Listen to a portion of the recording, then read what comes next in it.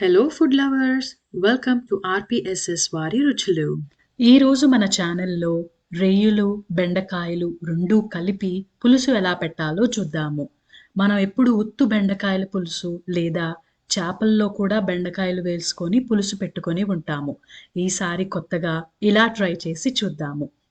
ముందుగా ఒక పెద్ద బాండీ తీసుకొని అందులో ఒక 5 టేబుల్ స్పూన్ల ఆయిల్ పోసుకొని వేడెక్కాక దాంట్లో ముందుగా కట్ చేసి పెట్టుకున్న ఉల్లిపాయలు, అలాగే పచ్చిమిరపకాయలు వేసుకొని లైట్ బ్రౌన్ కలర్ వచ్చినంత వరకు లో ఫ్లేమ్లో వేయించుకుందాము. అవి కొంచెం లైట్ బ్రౌన్ కలర్లోకి మారాక అందులో ముందుగా దంచి పెట్టుకున్న అల్లం వెల్లుల్లి పేస్ట్ వేసుకోండి. అప్పటికప్పుడు దంచుకున్న పేస్ట్ అయితే చాలా మంచి ఫ్లేవర్ని ఇస్తుంది.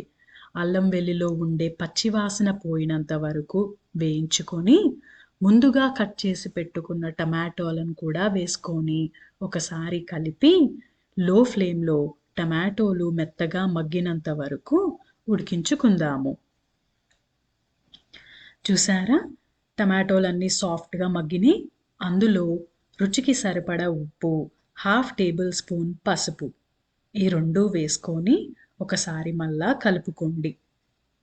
ఉప్పు ఏమన్నా పచ్చిగా ఉన్న ఉల్లిపాయని టమాటాని కూడా త్వరగా మగ్గేలాగా చూస్తుంది. ఇందులో లేత బెండకాయలను 2 పీసెస్ కింద చేసుకొని వేసుకోండి. వీటిని కూడా లో ఫ్లేమ్లో కాసేపు మగ్గనిద్దాము.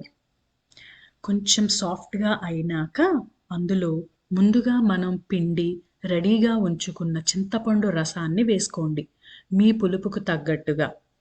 చింతపండు కూడా కొన్నివి బాగా పులుపు ఉంటుంది, కొన్ని చాలా తక్కువ ఉంటుంది. అది చూసుకొని మీ రుచికి సరిపడా వేసుకోండి. ఇక్కడ నేను ఒక 1/2 కేజీ రొయ్యలను తీసుకున్నాను.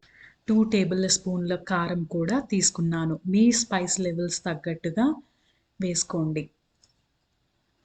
ఒకసారి అన్నీ కలిసేలాగా కలుపుకొని లో ఫ్లేమ్లో 10 నిమిషాల పాటు ఉడికించండి.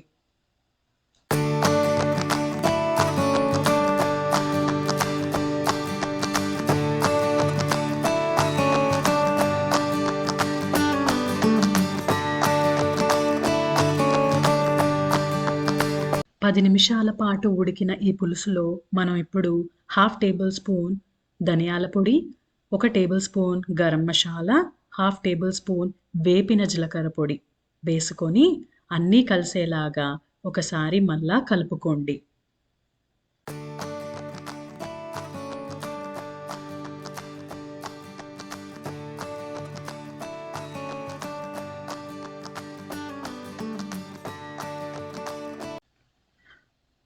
మూత తెరిచి చూస్తే చూసారా, పులుసంతా దగ్గరికి అయింది.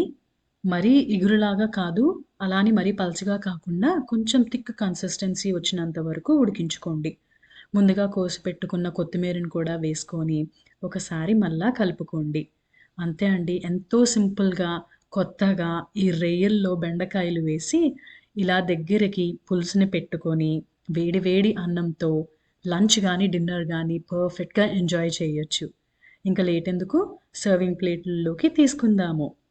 మీరంతా తప్పకుండా ఇలా కొత్తగా ట్రై చేసి మీ ఫ్యామిలీ మెంబర్స్ అందరితోని ఎంజాయ్ చేయండి.